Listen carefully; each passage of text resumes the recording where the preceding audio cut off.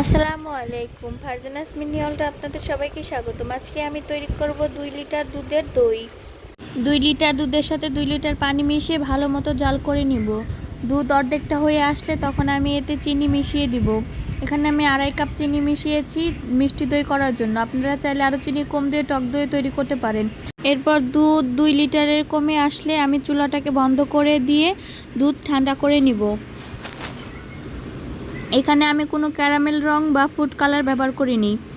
আর আমি এখানে বাজার থেকে কিনে আনা দই বীজটা ব্যবহার করব। আপনারাও চাইলে সহজ উপায়ে এইভাবে দই তৈরি করতে পারবেন। এখন দই বীজটা দিয়ে ভালোভাবে মিশিয়ে নিব।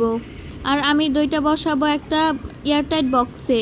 আপনারা চাইলে মাটির হাঁড়িতেও করতে পারেন। আমার হাতের কাছে মাটির হাঁড়ি ছিল না, তাই আমি এই বক্সে করেছি। আপনারা চাইলে চুলায় বা ওভেনে এটা তৈরি করতে পারেন। আমি এটা রেখে দিচ্ছি পরের দিনের জন্য। এরপর গ্লাসে আমি দই বসাবো, এর জন্য গ্লাসও একটু দুধ ভরে নিচ্ছি। আমি একটা ওড়না দিয়ে এখন বক্সটাকে কভার করে নিব। এর উপর দিয়ে ছোট একটি কাঁথা দিয়ে গরম স্থানে রেখে দেব।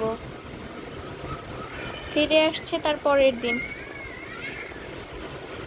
এই তো আমার দইটা সুন্দর মতো বসে গেছে। তো আমি এখন আপনাদেরকে কেটে দেখাচ্ছি। আর এটা কিন্তু খুব ভালো হয়েছিল খেতে। ধন্যবাদ সবাইকে আমার এই ভিডিওটি দেখার জন্য। আশা করি আমার এই ভিডিওটি আপনাদের কাজে আসবে। আল্লাহ হাফেজ।